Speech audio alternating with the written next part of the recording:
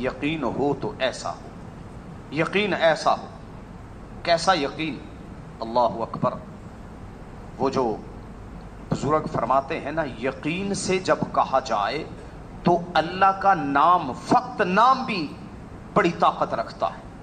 غورث بن حارث نے اللہ کے نبی صلی اللہ علیہ وسلم کی تلوار نکالی تھی، مشہور قصہ ہے، غزوہ بنو مستلق کے موقع پر اللہ کے نبی صلی اللہ علیہ وسلم الگ تھلگ تھے، بارش ہوئی تھی، سارے صحابہ بارش میں نہائے، پھر اس کے بعد اللہ کے نبی صلی اللہ علیہ وسلم نے ارشاد فرمایا اب بکھر کے آرام کرو، اپنے کپڑے خشک ہونے کے لیے ڈال دو، کیونکہ پھر دھوپ نکل آئی تھی۔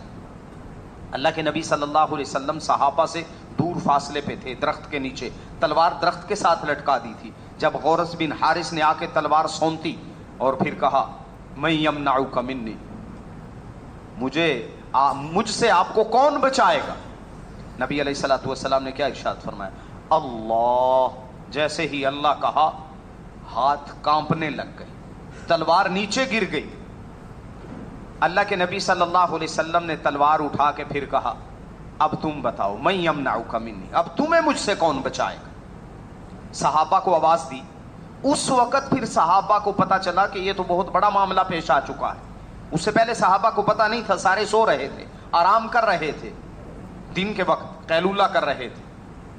پھر نبی صلی اللہ علیہ وسلم نے سارا قصہ بتایا کہ یوں یوں آ کے اس نے تلوار سونت لی تھی میرے سر پہ، اور صحابہ پتہ ہے اپنا جو مشاہدہ بیان کرتے ہیں، جب ہم پہنچے تو اس وقت بھی وہ خوف سے تھر تھر کانپ رہا تھا، اس وقت بھی وہ خوف سے تھر تھر کانپ رہا تھا۔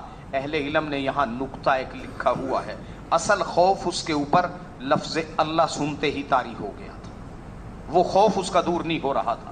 پھر اللہ کے نبی صلی اللہ علیہ وسلم نے اس کو تسلی دی، معاف کرنے والا ہو تو ایسا ہو۔ کلمہ نہیں پڑھا، اس کو یہ نہیں کہا کلمہ پڑھتے ہو کہ نہیں پڑھتے، یہ نہیں کہا، اس موقع پر اس نے کلمہ نہیں پڑھا۔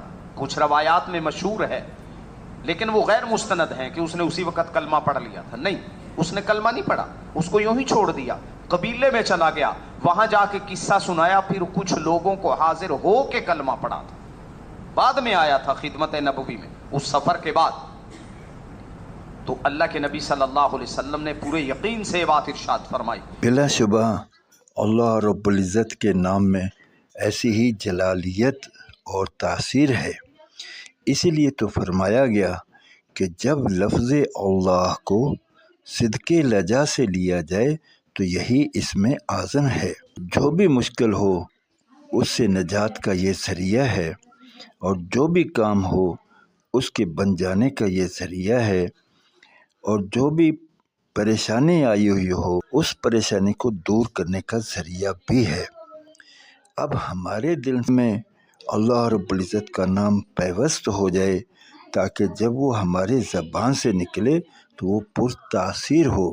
ہم دنیا بھر کی چیزوں پر محنت کرتے ہیں، یقیناً اس سے فائدہ بھی ہوتا ہے، لیکن اگر اللہ رب العزت کے پاک نام پر محنت کی جائے، اللہ رب العزت کے دین پر محنت کی جائے تو اس کے فوائد دنیا میں بھی بے شمار ظاہر ہوں گے، اور موت کے بعد تو سراسر کامیابی اور انعامات ہی انعامات ہوں گے۔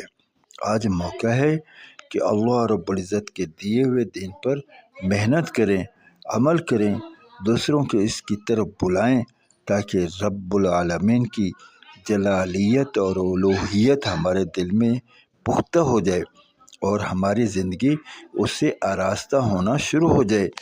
جب اللہ رب العزت کے احکامات ہماری زندگی میں آئیں گے اور اللہ کے پیارے محبوب محمد کریم رؤوف الرحیم صلی اللہ علیہ وسلم کی زندگی ہماری زندگی میں آئے گی اور ہماری زندگی میں اس پر عمل آئے گا تو یقیناً اللہ رب العزت کے نام کی تاثیر ہمارے الفاظ سے بھی ظاہر ہونا شروع ہوگی۔